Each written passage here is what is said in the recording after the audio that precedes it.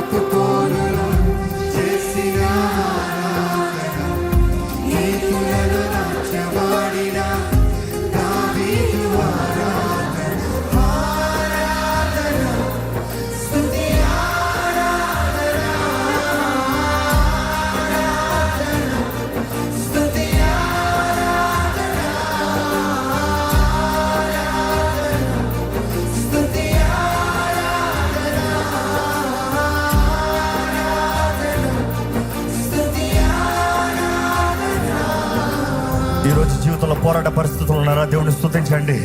చేతకాని పరిస్థితులు ఉన్నారా, దేవుని స్తుతించండి. ఇదిగో సింహభవనంలో ఉన్న పరిస్థితులు ఉన్నారా, ఆరాధించండి. దేవా, నేను ఎక్కడున్నా, ఏ పరిస్థితులు ఉన్నా, నా జీవితంలో ఏం జరిగినా కూడా నిన్ను ఆరాధిస్తానయ్యా, నిన్ను గణపరుస్తానయ్యా. నిన్ను విడిచిపెట్టండి దేవా. నువ్వు అనవసరమైన కీడు నుండి అయ్యా నన్ను విడిచిపెట్టవు. నన్ను తప్పించే దేవుడు అయ్యా. నువ్వు నన్ను అనవసరమైన కీడు నుండి తప్పించే దేవుడు. ఏ కీడులో నన్ను విడిచిపెట్టే దేవుడు కాదయ్యా. నిన్ను నమ్ముతున్నానయ్యా, నీ కొరకే బ్రతుకుతానయ్యా. నీ ముందు తగ్గించుకుంటాను, నీ హస్తంగా దానికి పని ఉంటాను ప్రభా. నీ సన్నిధిలో నన్ను నేను సమర్పించుకుంటానయ్యా.